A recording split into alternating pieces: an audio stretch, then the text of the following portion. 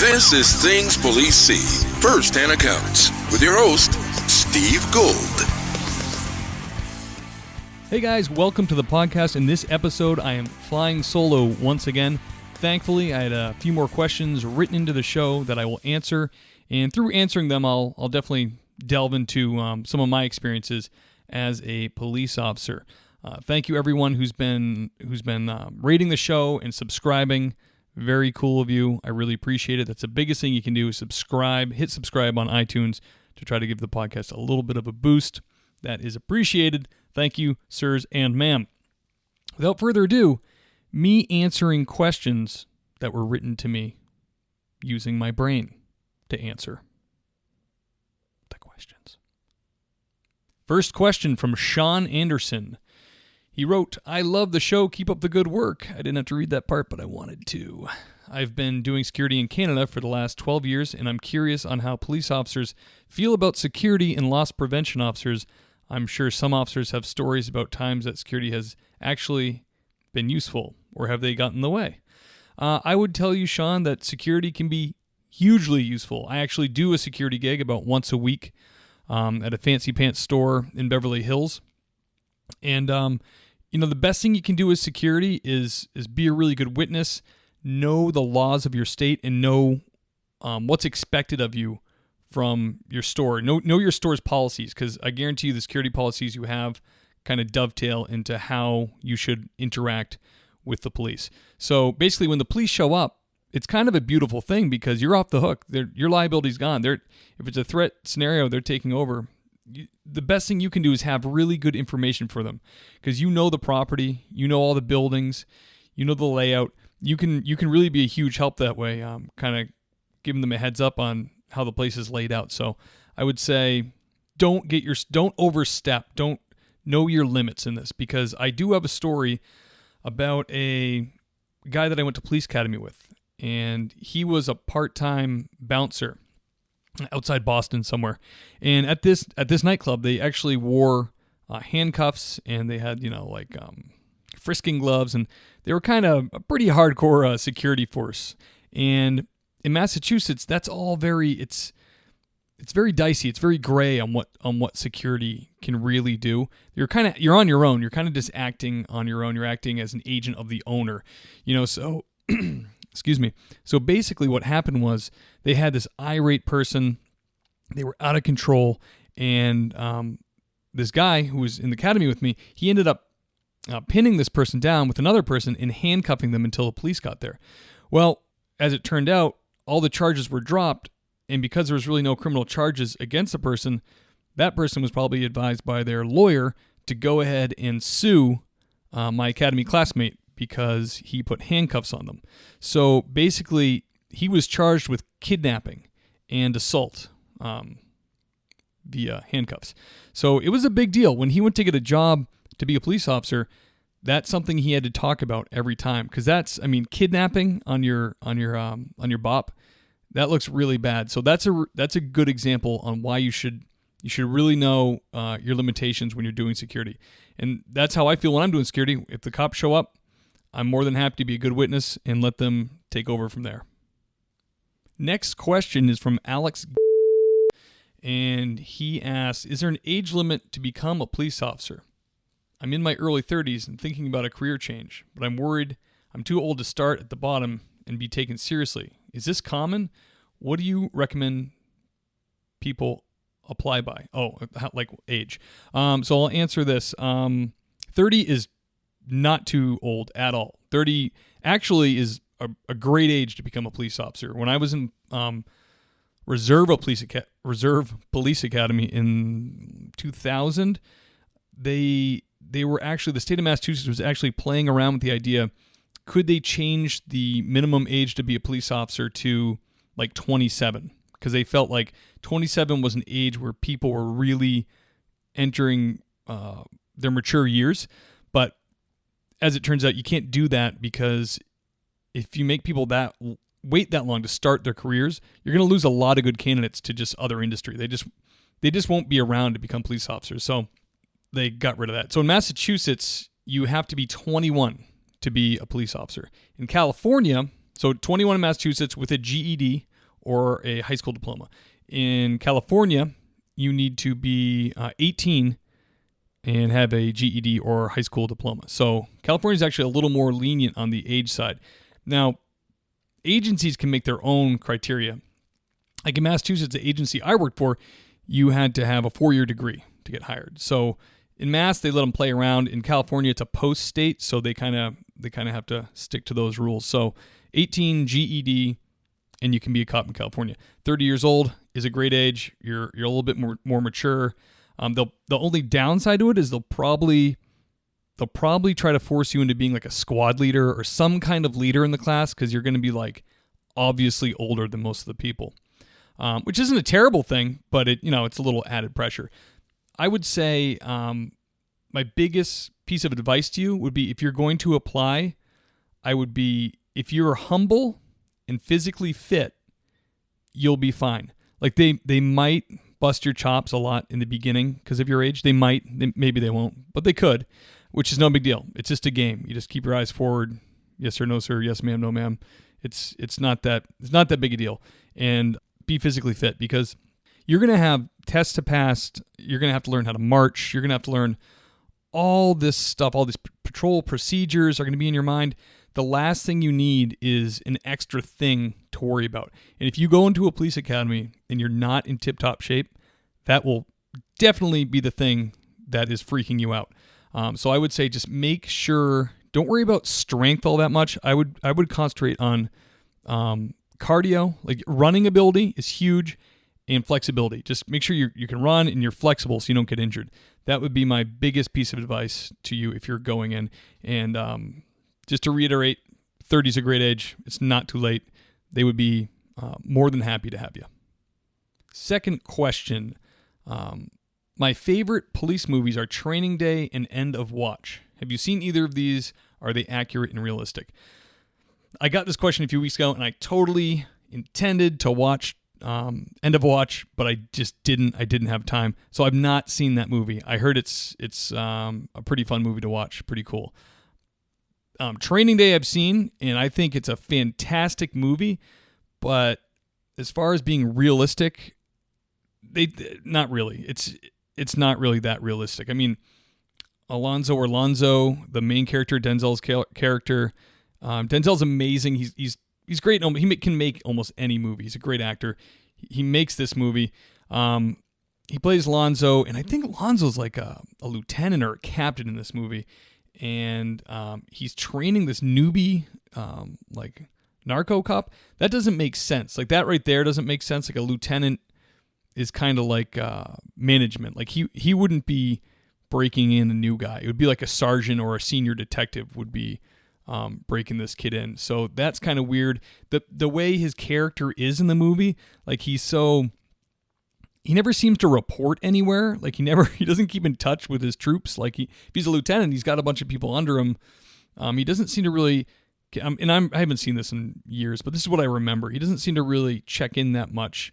And you would really have to maintain all these contacts, all simultaneously to pull off the kind of thing that he pulled off. You'd really have to have your finger on the pulse of what the department's up to, what your crew's up to, what all the judges and all the other people you have aligned to in this grand scheme. So that seems pretty unrealistic, that whole thing. The other thing, like when he forces Jake to smoke crack in the car, like he points a gun at his head, and that is like way over the top. That would be like if he had carefully planned this huge scheme to get all this money.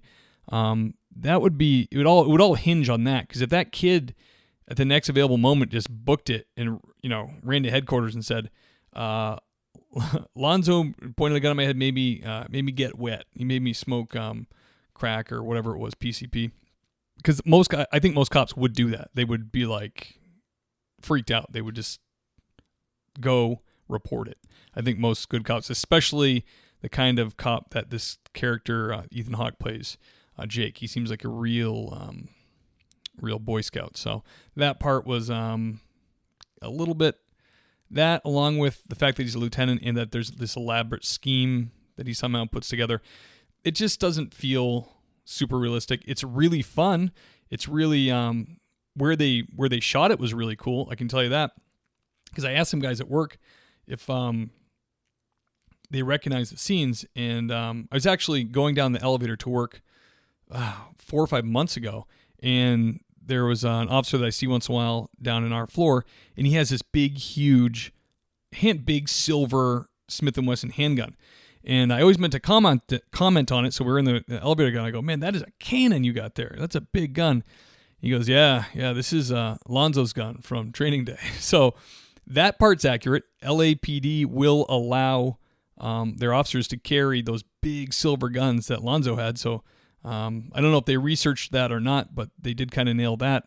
And also where it was shot is they shot in the ghetto. They shot in Watts and South Central and Compton and all these terrible housing projects. I guess initially they were told no. Like when they went for the permit, they said no, and then they got the community behind them, I guess, and they were able to get the permit. But where they were shooting was the actual ghetto for sure. And I do have some fun facts about Training Day, if you care to hear them. They originally were going to cast Samuel L. Jackson and Matt Damon for the roles of Lonzo and Jake. Eminem turned down the part of Jake because he was working on 8 Mile. And I guess during Ethan Hawke's tryout, he became incredibly agitated and angry at Denzel Washington for what do they call it, improving so much.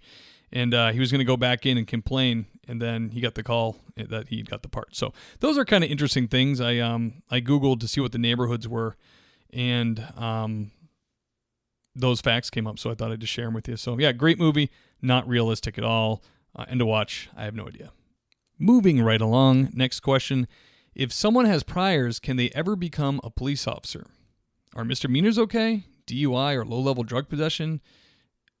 Does that mean you're barred for life or from being a police officer? That's all real iffy. It's all agency to agency. There's a standardized guide for California, the post manual. You can Google it and see what the guidelines are. I'm pretty sure it's available to the public. It's kind of common sense. Like if you have like domestics or violent felonies or anything like that, you can pretty much guarantee you're not gonna. You might have a lifetime ban on your hands. But if you have something minor and it's a misdemeanor and there's it's called time distance. If you have it's been a long enough time and it was a small enough infraction, then you're probably okay. You know, you can always go to one of these PDs wherever you're going to apply and kind of ask them about it. You know, I'm sure a lot of places like LA has they assign mentors, and you can kind of chat with them and pick their brains. But yeah, you're not completely ruled out. I mean, I know a cop back in Massachusetts who's a captain in the state police, and he had assault and battery on a police officer on his record. But you know, they got the reports, they read it. It was long enough before academy that it was acceptable. It was within their parameters to let them take the job. So I wouldn't be totally depressed and throw it all away. But you may be told. You may go for like a I don't know what to call it, intake interview or review of your application. They might tell you, you know what, you're better off if you give it a year or two and come back. So just be prepared for that if you have something kind of dicey in your past. And then the last question from Alex is, how do you feel about RoboCop? I love him. I love RoboCop. That movie was probably one of the first movies I ever saw like extremely gratuitous violence at way too young an age, like when they blast his hand off, and yeah, totally brutal. I definitely saw it too young, but I loved RoboCop. Thought he was a man. I always wanted to know, like, why did his family, didn't it seem like his family just abandoned him? Like, why did they have to leave? Like, I don't believe they were told he was dead, but they just move away, and he like goes to the house and has all these terrible like memories of them that make him sad. It's like a sad robot. I don't know. I never liked that part, but RoboCop, it was awesome. I mean, he's definitely superior to, what was that? The Ed 209, or there was some other one that is like supposed to replace RoboCop, and he ends up just blasting this just opening a bunch of people's chests in a boardroom. Bop, bop, bop, bop, bop, bop, bop. So he's definitely better than that. If you're going to have a robot cop, he's the one. To end the podcast, I'm going to share with you a story from when I was on the job and went to like one of my first suicide calls. And it has kind of a funny twist in it. So I went to this call. I got dispatched. One of the officers on the shift got dispatched to it. I went. A guy in his garage had closed the door and just gassed himself. He was in a Jeep with no top in it. It was like an old, I think it was like an old CJ7. Top was down. He left it running, and no pipe. It was just running, no apparatus or anything like that. And he was just, his head was tilted back, and his face was pointed towards the ceiling. And it turns out this guy was he was sick, and he wanted. I think he was visiting family, and they were all driving off Cape. This was their summer house, so they were all driving off Cape to leave, and then he peeled off and drove back. So they didn't kind of realize what he was doing until hours later. So that's when we went to check it out. So it's sad. It was sad, like most suicides, sad circumstances.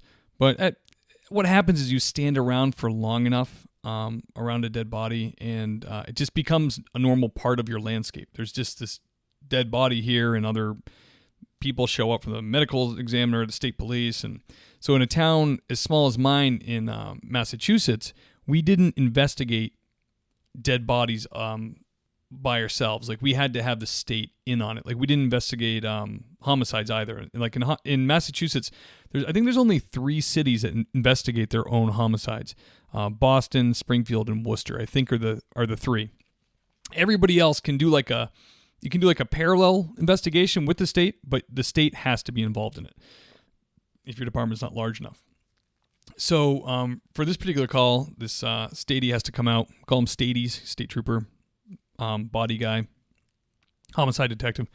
So we're waiting for him, and we're just kicking around the garage, and his body's here. We're just keeping neighbors from coming around the corner and walking in. Hey, what's going on? Is everybody okay? Like that type of thing. We're just sitting there holding the perimeter, and the guy comes in, and he's taking pictures, and he's checking for punctures. Leans him forward, looks around, and I'm sitting there talking to him after he kind of moves the body a little bit, and I watch this house fly or dung fly or whatever fly come right out of the guy's mouth and go right into the detective's mouth. And he freaks out. He's like, blah, blah. Did you see that? Did you see that? Did that come out of that guy's mouth? Was that in that guy's throat? I was like, yeah, that was in that guy's throat. He was rightfully so out of his mind, disgusted. But it was a little levity that we all needed at that call, at that detective's expense. So that's it. That's the funny part of it. I know it doesn't seem like a big deal, but at the time it was really funny, and I felt real bad. The guy was like gargling water and chugging water and spitting it out like nuts. So it was entertaining, at least. All right, guys, that's the podcast for this week. Thank you so much for checking it out. Thank you for all the continued support. I really appreciate the questions. They're awesome. They really help me out on a week like this where I'm having trouble getting an interview. So if you want to write you have any questions at all, thingspolicec@gmail.com, thingspolicec@gmail.com. You can write in there, and I will certainly answer every question that I get on the podcast. So do that if you like. If you have some, I'd appreciate it. And I will catch up with you guys next week.